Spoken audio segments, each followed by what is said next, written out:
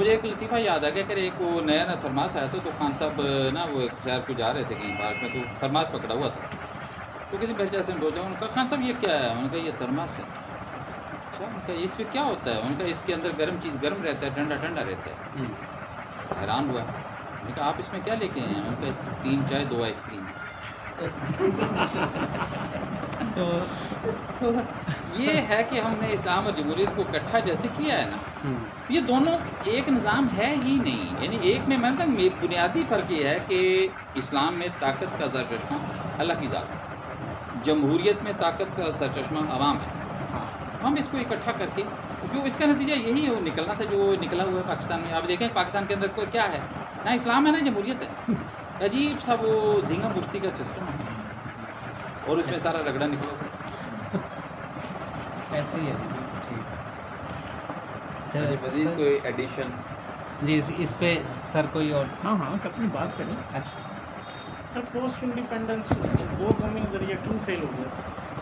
ہاں سر یہ بتائیں، دو قومی نظریے میں کیا باعث تھے؟ کوئی یہ ٹرو سینس میں ہے کہ اس میں کوئی خامیاں تھیں دو قومی نظریہ؟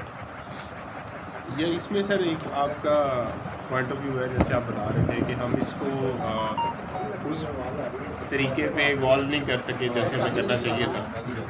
تو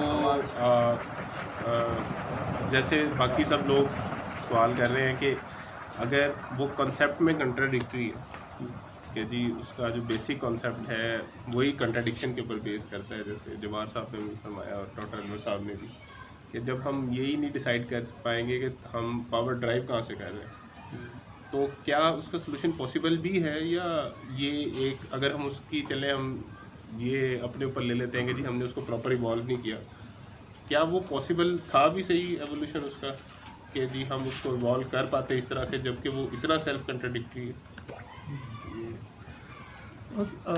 جیسے اب انہوں نے ڈفرینسز کی بات کی نا، کہ ایک تو ساورینٹی کا کنسیپٹ میں ڈفرینسز ہمیں نظر آتے ہیں کہ وہاں government of the people for the people and by the people جو ڈیموکریسی کا بنیادی اصول ہے، جو ویسٹرن ڈیموکریسی، اور جبکہ اسلام کی جو ساورینٹی کا کنسیپٹ ہے وہ ہے کہ اللہ تعالیٰ ساورن، جی اس کی ساورینٹی، حاکمیت رب، بالکل اقتدار اعلیٰ اللہ تعالیٰ کے ہاتھ میں، اور ہم اس کے نائب ہیں، ہم اس کے اقتدار اعلیٰ کو ان کے نائب ہونے کی حیثیت سے استعمال کرتے ہیں، یعنی یہ اسلامی کنسیپٹ ہے۔ تو کچھ سملیرٹی بھی ہے۔ جو کور ہے ڈیموکریسی کا، وہ ڈیموکریسی کا کور ہے مشورہ، کنسلٹیشن، کہ آپ معاملات میں، اجتماعی معاملات میں مشاورت کریں، وَأَمْرَهُمْ شُورَى بَيْنَهُمْ، ہاں، اور اولی الامر جو تم میں سے صاحب امر ہیں ان کے ساتھ مشورہ کریں۔ اور اسلام کا جو تصور ہے جمہوریت ہے، اقبال نے بالکل ٹھیک کہا کہ وہ کیا کہتے ہیں، اقبال کا شعر ہے کہ جمہوریت وہ طرز حکومت ہے کہ جس میں بندوں کو گنا کرتے ہیں، تولا نہیں کرتے، یعنی ایک عام آدمی جو ہے وہ ان پڑھ آدمی پڑھے لکھے کے برابر ہے، اس کا ووٹ، اس کی جو رائے ہے، تو دیٹس اے گریٹ گیپ، یہ گیپ ہے بہت بڑا جمہوریت، ویسٹرن جمہوریت میں بھی یہ گیپ ہے میں سمجھتا ہوں۔ تو اسلام کا جو تصور ہے اس میں جو مشورے کی بات کی گئی ہے، آپ صلی اللہ علیہ وسلم کے بارے میں مشہور تھا، ابو ہریرہ کی حدیث ہے کہ وہ بہت مشورہ لیتے تھے آپ صلی اللہ علیہ وسلم، اور وہ سیرت میں جو جنگوں کے جتنے فیصلے تھے اس میں مشورہ کرنے والا ان کو دیکھا گیا کہ انہوں نے مشورہ کیا، حالانکہ اللہ تعالیٰ کی طرف سے ڈیوائن ان کو گائیڈنس مل رہی ہے، تو آپ صلی اللہ علیہ وسلم نے پھر بھی مشورہ کیا، تو سمجھانے کے لیے کہ مشورے کے ساتھ چلیں۔ تو جمہوریت کا جو مشورے کا کہ آپ مشورہ لیں، اس کے لیے پارلیمنٹ کا ادارہ ویسٹ نے بنایا، ہم نے وہ ماڈل لے لیا کہ مشورے کی جگہ ایک پلیٹ فارم ہوتا ہے۔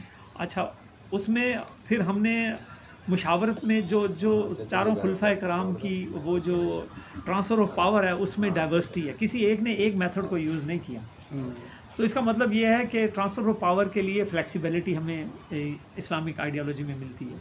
اور یہ جب حضرت عمر فاروق کا وہ میں نے کال پڑھا نا کہ اگر دریائے فرات کے کنارے کتا بھی مر جائے گا نا پیاس سے تو اس کا ذمہ دار میں ہوں، تو میں اس چیز پہ نتیجے پہ پہنچا کہ جو مغربی ڈیموکریسی ہے اس نے طاقت کو ایک فرد کی فیور میں لے آئی ہے، جسے ویلفیئر اسٹیٹ کہتے ہیں، کہ ویلفیئر جو اسٹیٹ ہے وہ ایک عام آدمی کے لیے بنی ہے، اس کی بہتری کے لیے بنی ہے، اس کی اچھی زندگی کے لیے بنی ہے، تو وہ لے آئے۔ جب بندے کے تمام ضروریات پوری ہو گئی ریاست کی طرف سے تو پھر وہ جانوروں کی طرف بھی آتی. اب آپ دیکھیں نا، اب ان کے ہاں جانوروں کا بہت خیال رکھا جاتا ہے. تو امریکہ سے ایک ڈاکٹر فاروق صاحب آئے، میں نے ان کے ساتھ 3 دن گزارے. اس میں جنرل یوسف صاحب بھی تھے اس طائفے میں، اور عراق سے آئے ہوئے تھے ایک جو شیخ عبد القادر جیلانی کے خلیفہ، یہ صوفی گروپ تھا، اور اسی طرح سے اسپین سے لوگ آئے ہوئے تھے، انگلینڈ سے لوگ آئے. 3 دن میں نے گزارے. ڈاکٹر فاروق صاحب لیڈ کر رہے تھے، بہت اچھے ہیں، ان کا میں سنتا رہتا ہوں خطابات بھی.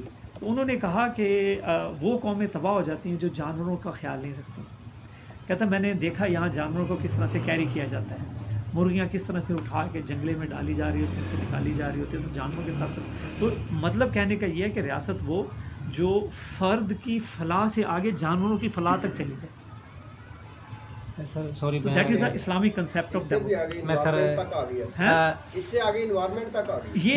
یہ ہے انوائرمنٹ تک، یہ ہے ایک اصولی باتیں، کاغذوں پہ لکھی باتیں میں بتا رہا ہوں. ہاں جو پریکٹیکل ہیں وہ اب بات کر لیں پھر. جی میں گزارش کرتا کہ ان کے سوال کی نوعیت یہ ہے کہ 2 قومی نظریے میں کچھ اس طرح کے پارٹ ہیں، یا وہ کیوں کامیاب نہیں ہوا.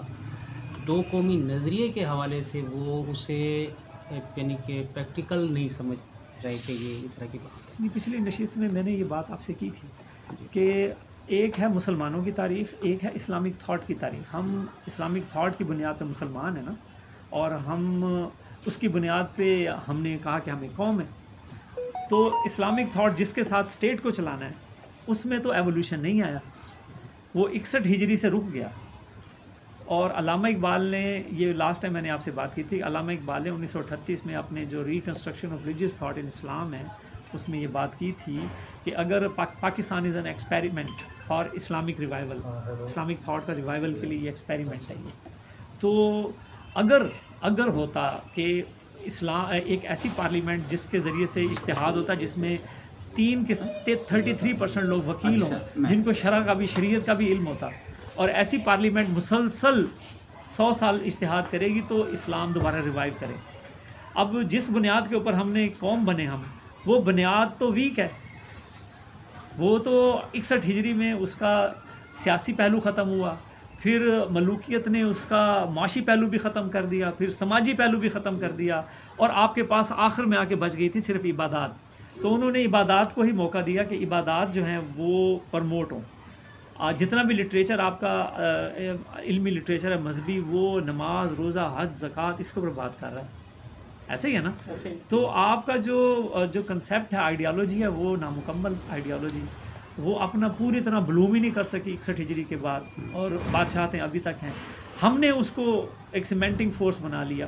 اور یہ جو اقبال نے اس کی ایکسپلینیشن کی کہ وہ کچھ لوگوں نے کہا، جیسے دارالعلوم دیوبند نے کہا کہ ہمیں تو یہاں نماز پڑھنے کی بھی اجازت ہے، ہمیں تو یہاں روزہ رکھنے کی اجازت ہے، تو ہمیں تو کسی قسم کی پابندی نہیں ہے. تو علامہ اقبال نے کہا ملا کو ہے ہند میں سجدے کی اجازت، ناداں یہ سمجھتا ہے اسلام ہے آزاد.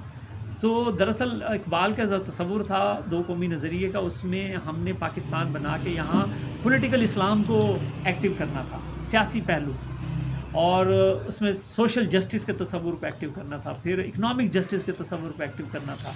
لیکن ہوا کیا، اسلام کا نام لے لیا گیا بارگیننگ چپ کے طور پہ. 2 قومی نظریے کو ہم نے استعمال کیا اور ہم نے انگریز سے فائدہ اٹھا لیا. اور وہی بات کہ یہاں جو وہ خاندان جنہوں نے 1857 میں انگریز کو مدد کی تھی اور زمینیں لی تھیں، وہ جاگیردارانہ سسٹم چلتا آ رہا تھا. ڈاکٹر تراب الحسن سرگانہ صاحب ہیں، ان کی کتاب ہے، وہ پڑھ لیں کہ 1857 میں کس نے مدد کی، کس نے مزاحمت کی. تو آپ کو سارے خاندانوں کا پورا شجرہ نسب اور نکال کے دے دیا انہوں نے کہ یہ لوگ وہ اپنی جاگیریں بچا رہے تھے. تو مسلم لیگ میں زرعی اصلاحات کا ان کے منشور میں وہ نہیں تھا کہ ہم کریں گے. تو جس کی وجہ سے یہ جو پوری پنجاب اور یہ پاکستان میں موجود جو فیوڈل ایلیٹ ہے، یہ ساری اس میں آ گئی اور یکدم بڑی بوم کر گئی تھی. تو یہ ہمارے ساتھ اس وقت ہے. 2 قومی نظریے کی بنیاد پہ صرف آئیڈینٹی ہے، اور وہ بھی پھنسی ہوئی ہے، پاکستانی پہلے ہیں یا مسلمان پہلے ہیں. پرابلم آ جاتا ہے یہ، کسی آدھی قوم کہے گی ہم مسلمان ہیں پہلے، تو پھر پاکستان پیچھے چلا جاتا ہے وہ نیشن اسٹیٹ. اور جو پاکستان پہلے کہتے ہیں تو وہ کہتے ہیں تو مسلمان نہیں ہیں، تو وہ فتوے کی زد میں آ جاتا ہے. عملاً تو اس وقت ہم نیشنل اسٹیٹ ہی ہے نا، یعنی نیشن اسٹیٹ ہیں ہم، نیشن اسٹیٹ افغانی ہیں، مسلمان ہیں لیکن وہ الگ نیشن ہے.